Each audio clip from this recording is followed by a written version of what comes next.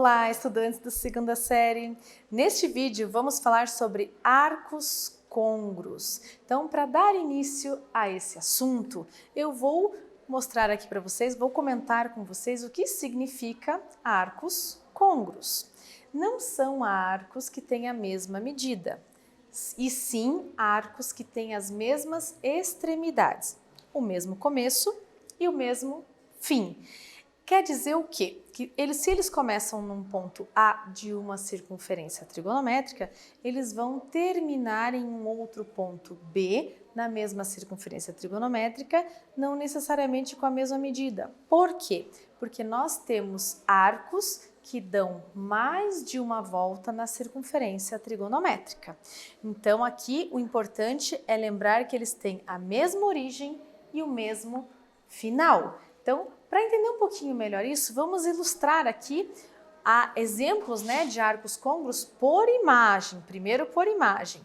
Aqui eu tenho um ângulo marcado na primeira figura de vocês na tela à esquerda, o ângulo de 60 graus. Ok, esse ângulo de 60 graus começa no ponto A, termina no ponto B sobre a circunferência trigonométrica, indicando um arco. E ao lado eu tenho um outro ângulo que também tem início em A, também tem o final em B, só que, no entanto, esse segundo ângulo ele dá mais uma volta na circunferência trigonométrica, chegando a ser um ângulo lá de 420 graus, 360 mais 60. E, por fim, aqui ainda deixei mais um exemplo ilustrativo de um ângulo que é côngruo também ao ângulo de 60 graus, que é um ângulo que dá duas voltas, 720 graus, mais 60 graus. Vejam, os três têm o início no ponto A e o final no ponto B. Os três são arcos côngruos com medidas diferentes. Então, aqui, de forma escrita, eu deixei a forma geral deles, a forma de que você pode indicar cada um desses arcos côngruos. O alfa, 60 graus, o beta, 420 graus, é o quê? É uma volta de 360 mais 60 graus. O ângulo gama de 780 graus é um ângulo que tem duas voltas de 360 mais o 60 e, por fim, o ângulo θ de 1140 graus, que indica o ângulo lá de 3 voltas em 360 mais os 60 graus. Vejam, aqui fica a dica para vocês poderem aí analisar, pensar um pouquinho mais de forma individual. Quantos arcos será que eu consigo escrever que sejam côngruos a um arco dado? Por exemplo, aqui o ângulo de 60 graus.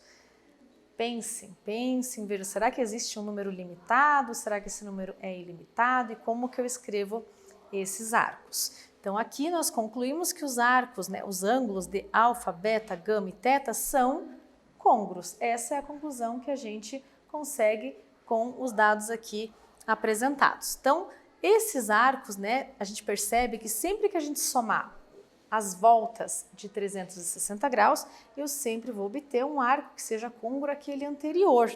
Então, a gente dessa forma pode escrever uma expressão geral que represente os arcos que são congruentes. Lembrando que a palavra congruentes e côngruos tem o mesmo objetivo, o mesmo intuito, tá? Indicar aqueles que começam no mesmo ponto e terminam no mesmo ponto. Então, a expressão geral, ela vai ser dada por alfa graus mais k vezes 360, onde k é um número inteiro. Inteiro quer dizer que ele pode ser tanto positivo como negativo. Os ângulos podem ter o sentido anti-horário, positivo, ou horário, que são os negativos. Então, aqui o k vai indicar o número de voltas. Por fim, deixo para vocês a fórmula, da forma geral, dos arcos côngruos, onde você vai escrever alfa graus mais k número de voltas vezes 360 graus, com o k pertencente a um número inteiro. Nesse vídeo, nós falamos sobre arcos côngruos. Espero que vocês tenham gostado. Até breve!